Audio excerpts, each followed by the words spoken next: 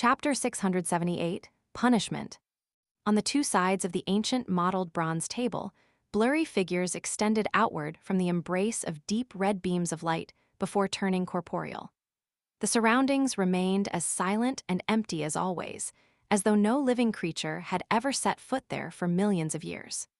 "Good afternoon, Mr. Fool Tilda." Audrey's brisk and cheerful voice soon resounded through the resplendent palace, held up by stone columns. Klein nodded his head with a smile, watching as the other members expressed their greetings under Miss Justice's lead. Here, there was no doubt that the hermit Catlia appeared rather reticent. Audrey's read on her was that she had many things on her mind. After the voices came to a stop and the members had taken their seats, the fool Klein swept Miss Justice a glance, making the psychiatrist instantly understand his intentions. Hence, she didn't raise her hand slightly and speak out. Following that, he looked at Catlia and chuckled indifferently. "Tell Bernadette that she can use certain items in exchange for some answers." Bernadette. After hearing this familiar name, which was neither Queen Mystic, the owner of Dawn, nor the leader of the element Dawn, Catlia realized that Mr. Fool already knew everything. Her cheap tricks were laid bare in front of him.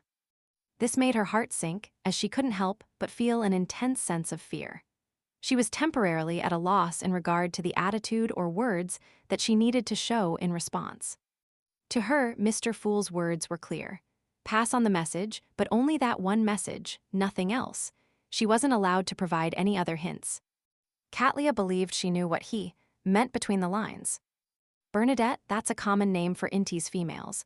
Who could it be? What is the answer she wishes to exchange for? What relationship does she have with Ma'am Hermit? Ma'am Hermit had privately made a request, and Mr. Fool's answer is yes. No, that's not it. Definitely not it. If it's a private and reasonable request, Ma'am Hermit wouldn't have mentioned it specially in front of us. He would have directly replied to her prayers. He is giving a warning. Audrey forgot to observe the other members as a series of questions flashed through her mind. Following that, with her acumen from the spectator pathway, she grasped Mr. Fool's true intentions. Following that, she had a particular theory. Ma'am Hermit had privately hinted about our tarot club to this Ma'am Bernadette because she hopes to acquire some answers. Mr. Fool is very displeased regarding this matter, so he pointed it out directly and gave this first-time offender a warning. Seriously, why would you divulge matters of the gathering to others? I haven't even told Susie. This will bring danger to everyone. Thankfully, Mr. Fool is around. Audrey nearly puffed up her cheeks, forgetting her image and etiquette. For the first time, she realized that not every tarot club member had a sense of belonging like she did, showing such reverence and faith in Mr. Fool. The hanged man Alger, the magician Fours, and the moon Emlyn also had similar questions and theories, but their focus wasn't the same. As Alger anticipated what Mr. Fool would do, he began to wonder who this Bernadette, a commonly seen female Inti's name, represented. He was curious as to why the reserved hermit would risk divulging some information on the tarot club. While Fours was worried if the existence of the tarot club would be exposed, she also instantly imagined a spy and double spy story. Emlyn watched in schadenfreude, believing the hermit to be truly foolish. Heh, even our sanguine's ancestor treats Mr. Fool equally and had sent me as an envoy to be nurtured. You aren't even a demigod, but you attempted to try pulling off cheap tricks under Mr. Fool's watch. Do you have a death wish? Indeed, I can't understand the thoughts of short-lived creatures. Emperor Roselle once said that bugs that can only live in summer have no way of truly knowing what snow looks like. Emlyn sat back in a relaxed manner, as he didn't hide the shaking of his head. The son Derek didn't have many thoughts on the matter. All he felt was that the mood wasn't right. Out of curiosity and puzzlement, he asked, "Mr. Fool, who's Bernadette?" Well asked, I thought Miss Justice would be the one asking. Yes, she seems a little angry, which is why she doesn't wish to speak. Klein silently commended him as he casually answered, Roselle's eldest daughter. Owner of the Dawn.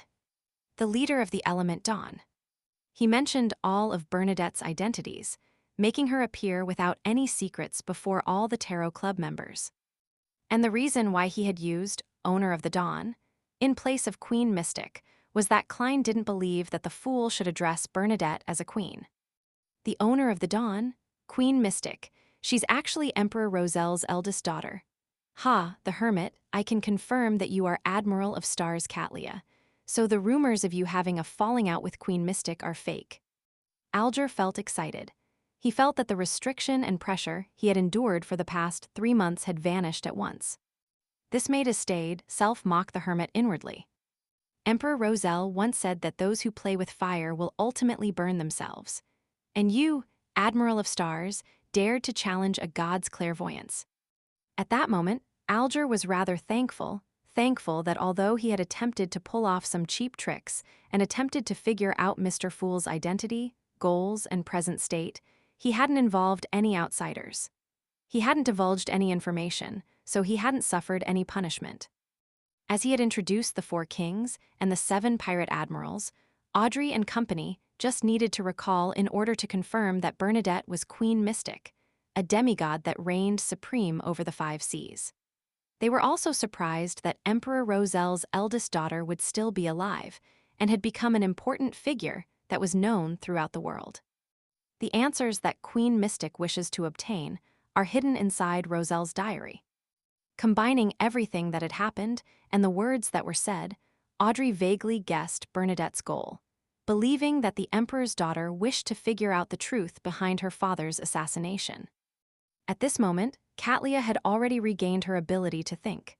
She turned her body to face the end of the long bronze table and said without any hopes that she could be let off, "Yes, I committed some mistakes. I will not defend myself. It was indeed wrong. Mr. Fool, no matter how much you punish me or even kill me, I'll accept it. Hypocrite, if Mr. Fool really wishes to punish you, do you think you have any means of resistance?" Mr. Hanged Man scoffed on the opposite side of the table. He could identify the problem with such a simple sentence. Ma'am Hermit is still a little afraid. Audrey could notice the hidden fear from the minute actions and words Catlia had used. To her, people who deliberately emphasized their willingness to be executed were often afraid of dying right there and then. Fours found her peace from the fool's calm attitude, believing that there weren't any leaks about the Tarot Club, or that the leaks weren't anything important. Hence, like Emlyn, she waited curiously and expectantly for the punishment Mr. Fool would mete out. Derek remained clueless about what had happened, uncertain why Ma'am Hermit would suddenly request to be punished.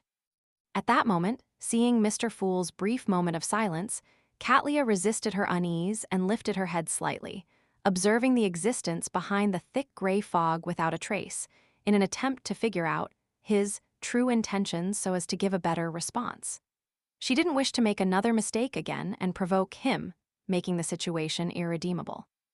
The dark purple hue in her black eyes produced a sense of mystery as her eyes penetrated through the gray fog and saw the Fool.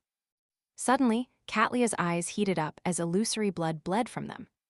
A sinister, terrifying, and depraved language and an indescribable roar sounded in her ears. It instantly filled her senses with extreme pain as her body began to convulse and tremble uncontrollably. Her face, hands, and the areas that weren't concealed by her clothing had quickly cracked open, revealing her flesh and blood. Inside, black worms and white moths squirmed before forming all kinds of indescribable eyes. Catlia's cries and painful grunts resounded above the gray fog, causing Alger, Emlyn, Fours, and company to exchange looks as though they could sense the pain she was suffering. Meanwhile, the blurry figure turned rather clear, allowing them to see the hermit's mutation. The disgusting and nasty scene frightened Audrey enough for her to look away. She straightened her back and looked straight ahead without daring to move. Although the others didn't have such an exaggerated response, they also shared the same behavior. The true creator's ravings are indeed useful. Klein, who was shrouded in the thick gray fog, reflected from the bottom of his heart. The reason why he hadn't immediately replied to Catlia's request for punishment was because he wanted to confirm if there was anything special about her eyes, whether they could see beyond what he allowed. For this, he had stirred some of the mysterious space's powers to be hidden in the gray fog that shrouded him ahead of time. It was to connect anyone who used a Beyonder power to see through the obstacle to Tinder. This was equivalent to the owner of the Beyonder power directly observing an item corrupted by the true creator at a psyche level. Hence, With Klein not using the gray fog to deliberately suppress the influence, Katlia naturally heard the true creator's ravings. Her organ, which used the Beyonder power, was first severely damaged before she was imbued with extreme pain, causing her mutation. If Admiral of Stars hadn't tried observing him, then the plan Klein had prepared was to get her to apologize to every Tarot Club member, and also to allow them to discuss a method of punishment in a democratic manner. And regardless of how democratic it was, the major punishment would ultimately be to stir some of the mysterious Space's powers to connect Katlia to Tinder. After waiting 2 seconds, Klein knew it was enough. He gently lowered his palms, allowing the gray fog to silently repress the true creator's ravings and revert Katlia's mutation. Admiral of Stars trembled as she calmed down at a discernible pace. The cracks in her skin gradually closed as her thoughts returned to her, allowing her to take in her surroundings once again. At this moment, Alger said in a deep voice, as though he was warning himself, "Do not pry into the mystery of God."